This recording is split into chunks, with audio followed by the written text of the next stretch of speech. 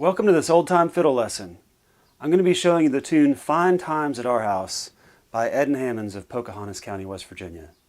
This is a modal tune in the key of A, played out of the Mixolydian scale. It's got a lot of interesting things going on, a lot of beautiful ornaments that are rare to old-time fiddle music, and it's played out of an unusual tuning for the key of A as well.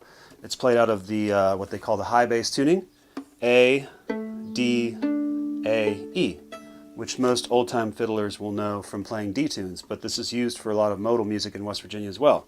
So I'm going to jump right in and play the tune a few times for you so you can hear it the way that I play it, which is based on the Ed and Hammonds recording. And then I'll slow it down a little bit, and then I'll break it into phrases and show you some of the bowings I use.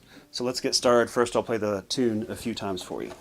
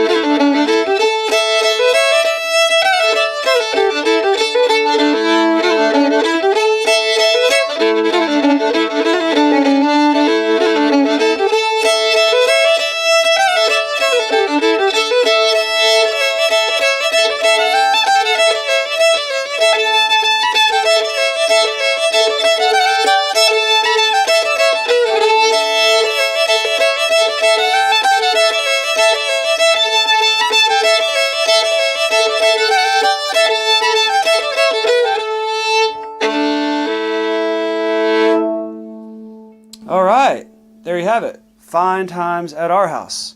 So let me break it down and play it a little slower for you. And any advanced players can probably just pick the tune up from the slower version.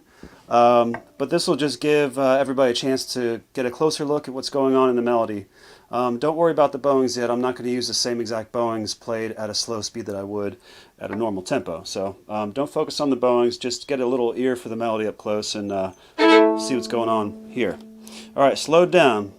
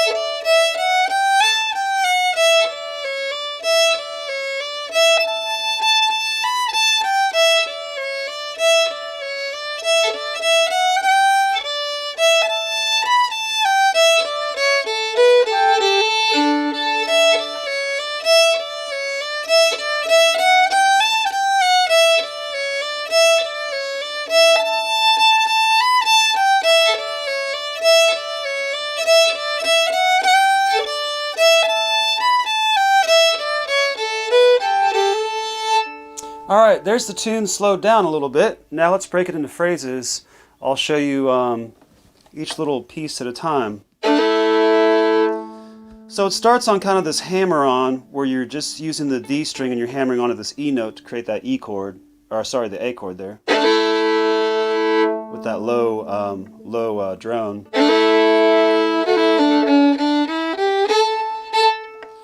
That's the first phrase there, so it's...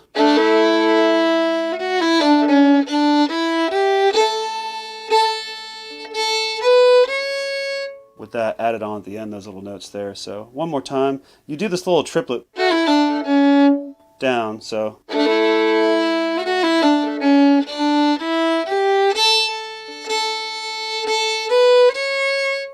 That's the first phrase.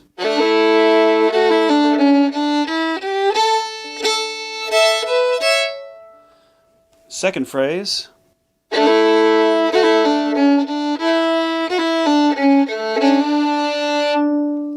So slow it down a little bit more.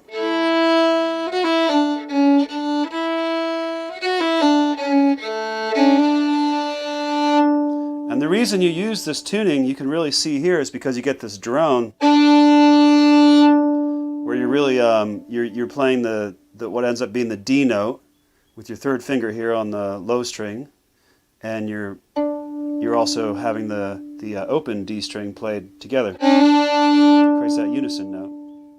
So you really can't get the same sound in this tune if you're just going to play this in standard tuning or in cross tuning. You definitely can't get the same sound. So it's a really unique tuning. It really lends itself to playing this tune for some of these drones like that. And also the ornaments, you can't do those triplets in cross tuning either. So this should really be played in this tuning. It's very difficult to get the same sound in cross tuning. Standard, you can get a little bit closer, but you don't have the benefit of having some of these nice drones in the background either. So that's really why this tune is played in this tuning. Anyways, back to the lesson, back to that phrase. You just do those triplets twice.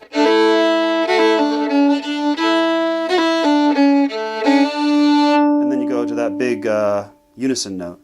And you can also, instead of doing the triplets down, you can also do just a typical triplet. You can do either one there. So you can do this.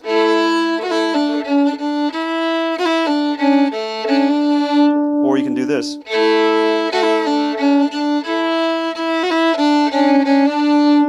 Another variation on this too, which you'll hear, which you can throw in, is instead of using an F major, you can use an F minor.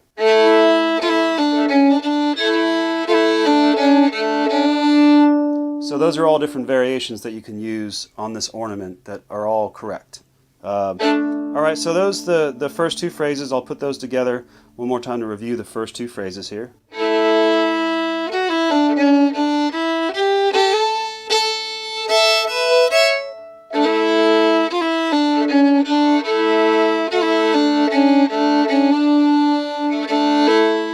And then we get back to the hammer-on again.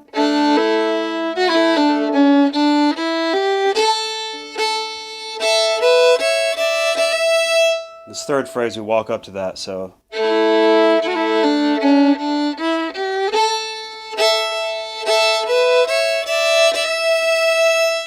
And then we have the final tag.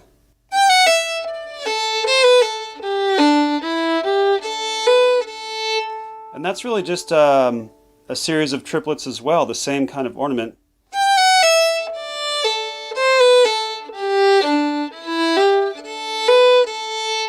And you'll just use these the G note here, and here instead of using a C sharp in the A major key, you'll use a C natural, so it'd be like a minor scale.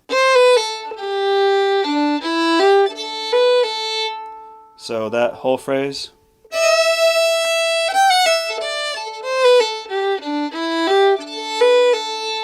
And that's really the tag to that, which is really, really interesting. One of the very unique tags in fiddle music. So let's review all those phrases again, put together for the A part.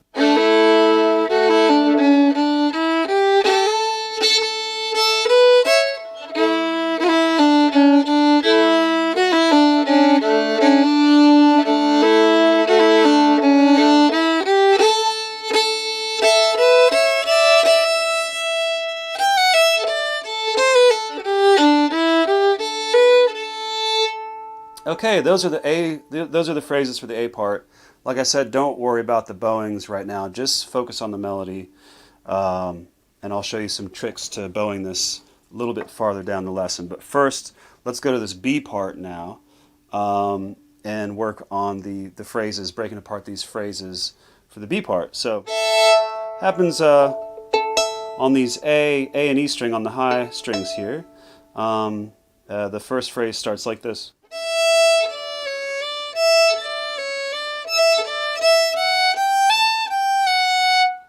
That's pretty much the first phrase.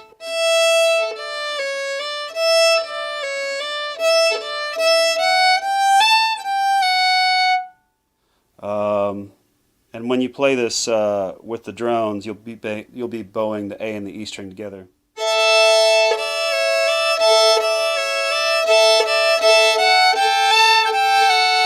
It'll sound like that. All right, second phrase starts the same way.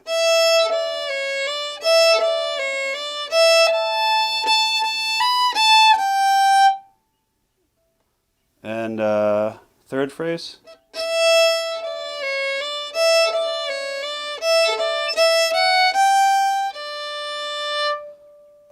And then the tag.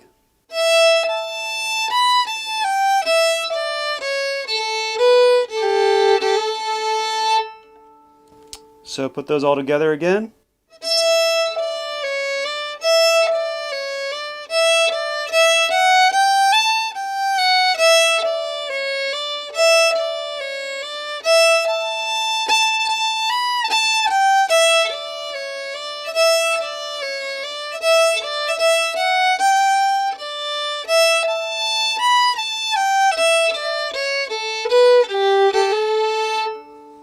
So those are the phrases. Now let's talk about the bowing a little bit.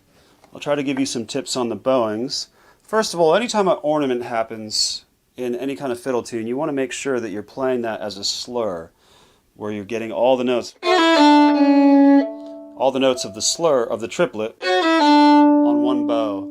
You never want to end up in a situation where you're trying to change bow strokes in the middle of a triplet. Always slur these phrases and you'll get that really smooth sounding ornament. So here's a little bit of what the bowing is for the first part that I use.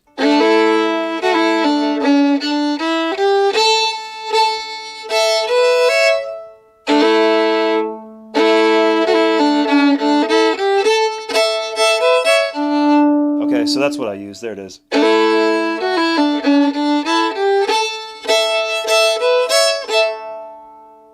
That's the first bowing. And this tune is kind of played as a march if you listen to the original recording.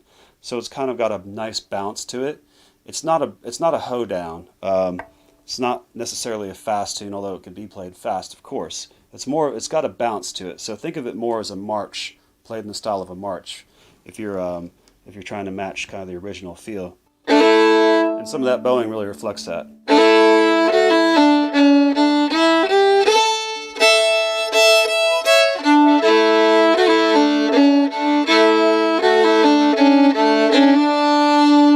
So that's some of the bowing. It's pretty simple.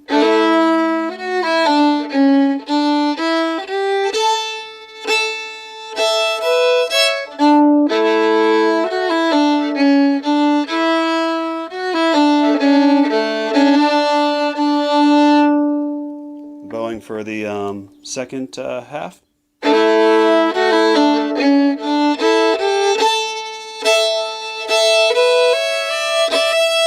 So all I do there is I go.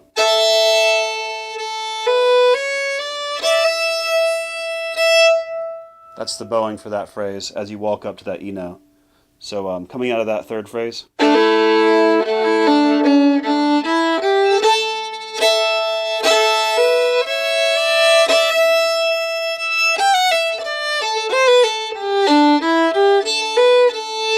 Let's see if that's right.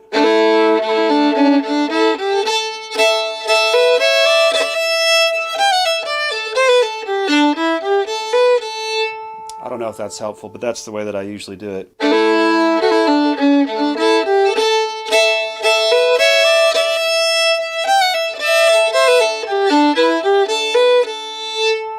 Let me play all the bowings for the A part, how I would normally do it one time through for you.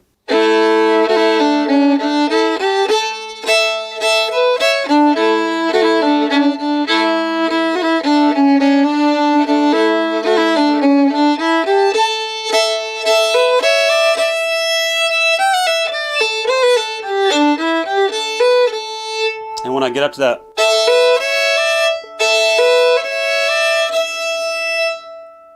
so what I'm actually doing there is just 2 note slurs on each bow. then I put another little up bow in.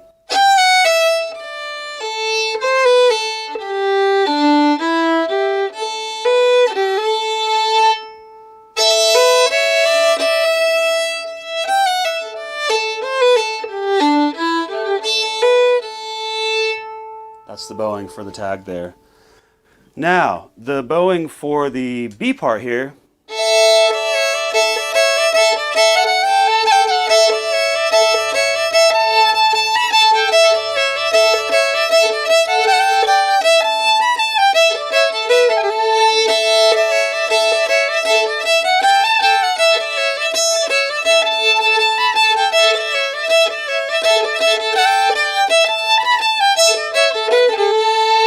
There's some different ways you can do it. It's really cool.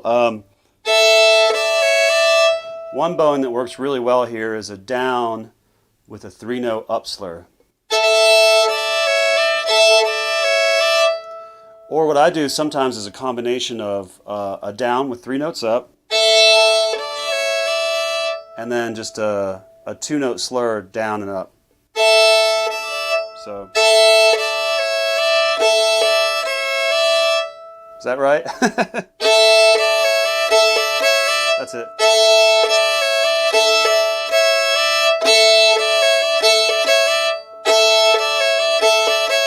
I'm not sure what that combination is, but that's usually what I do.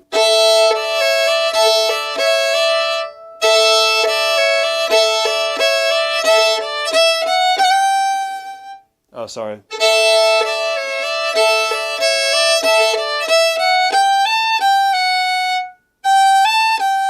That's the bowing combination I typically use on that first phrase.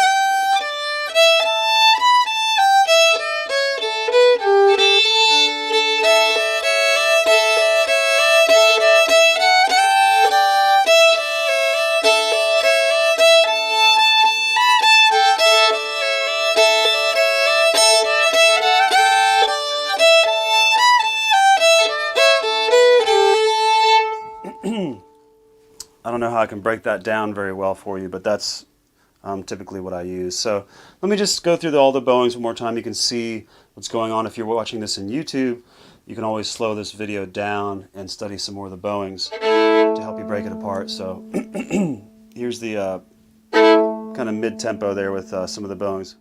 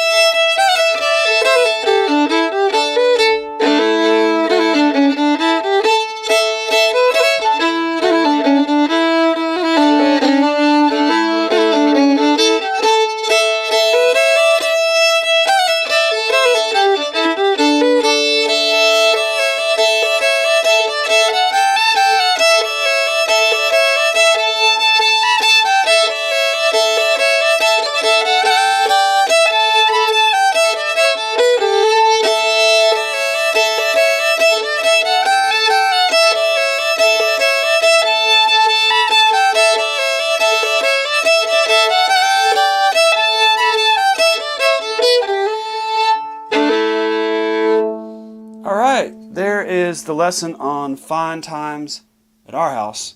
I hope you got something out of that. Really appreciate you listening along, and happy fiddling, everyone.